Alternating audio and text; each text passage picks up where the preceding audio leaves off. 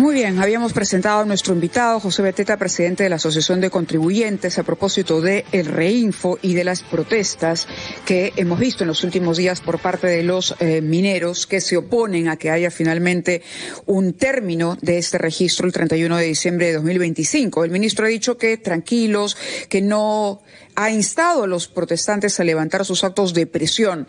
Pero, ¿qué se puede decir desde la Asociación de Contribuyentes sobre este tema?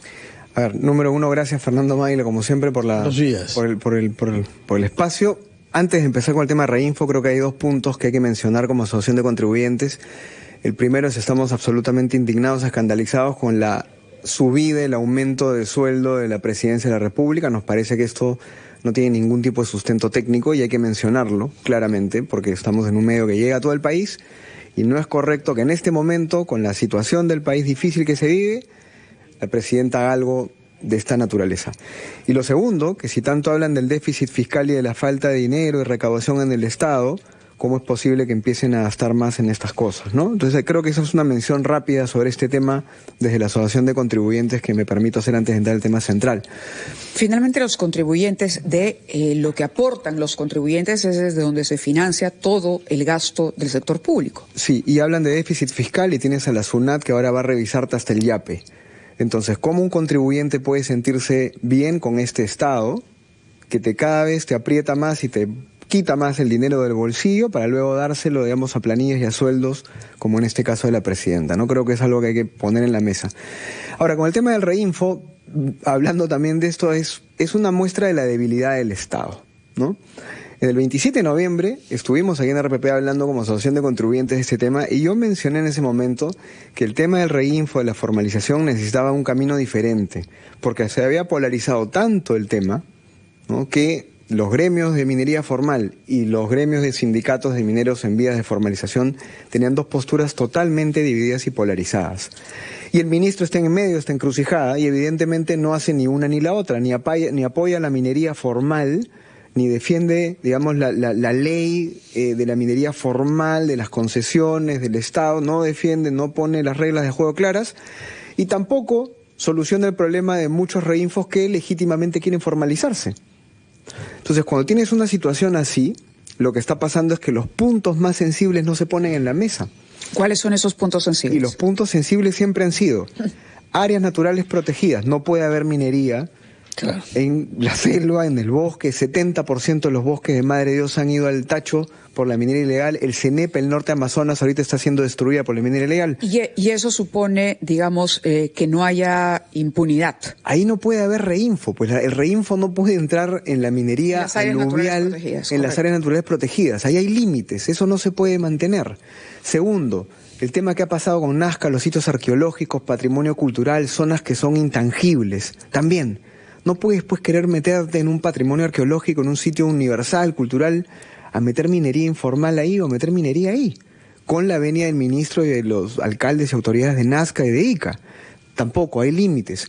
Tercero, hay proyectos de inversión, hay concesiones del Estado para minería, para obras de infraestructura, espacios en donde el Estado ha concesionado a través de proinversión y que se están metiendo mineros informales.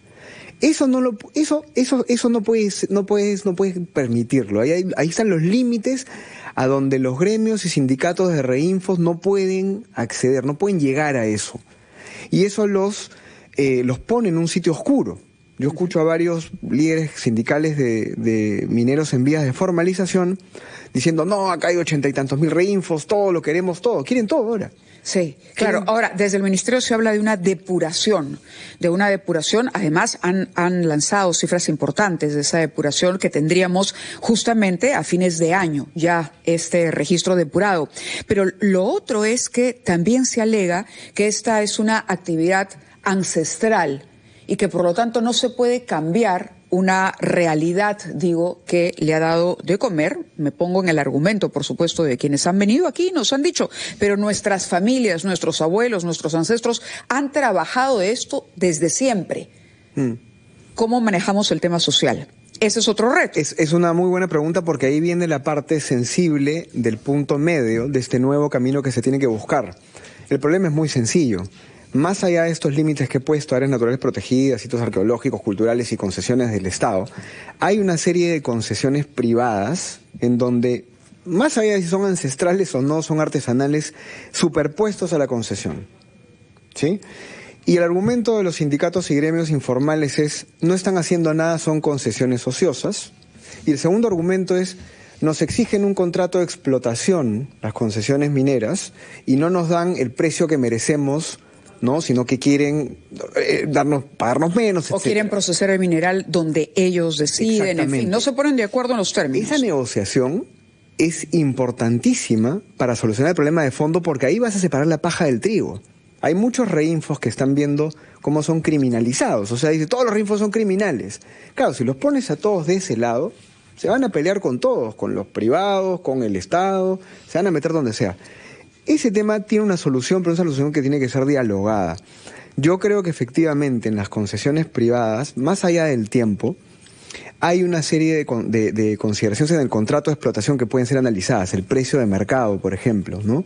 O sea, si el minero que está explotando ahí puede recibir un precio menor por el mineral en una planta formal o de otro comprador que no esté obligado a venderlo a la minera que es la concesionaria, que se negocia a precio de libre mercado. Entonces, pero lo has dado en el clavo, porque ese tema es el tema más importante y es un poco el tema que nadie quiere poner en la mesa. El Ministerio, ¿no?, lo que ha dicho es, nosotros vamos a promover el diálogo, pero no se entiende en la práctica cómo intervenir, cómo va a ser la intervención del Estado dentro de un acuerdo que, como dices tú, al que finalmente tienen que arribar los dos privados, con la conformidad, claro, ceder, y ambos van a tener en una discusión, ambos van a tener que ceder, pero no hay manera de que el Estado los obligue a ceder, si no es al cabo de la propia negociación. Así es, sí, de acuerdo, y ojalá que esa negociación se dé, pero en este momento lo que vemos es un Congreso que quiere irse con todo, con los informales y los ilegales finalmente detrás, y al ministro que está en el medio sin hacer nada, ¿no? Señor Beteta, la asociación que usted preside y que ha fundado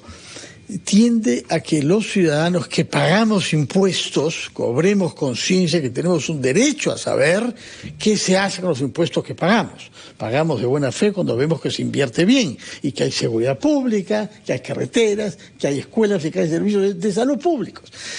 Entre los impuestos que pagamos, el más general es el impuesto general a las ventas, porque viene con el precio de todos los productos y los servicios que nosotros adquirimos. Y sobre esta materia, sobre el uso del IIGB, han habido decisiones que tienen que ver con la voluntad de transferir más dinero del Estado, es decir, de nuestros impuestos, a las regiones. Explíqueme, por favor, cuál es la posición de la asociación que usted preside respecto del uso que se pretende hacer del IIGB.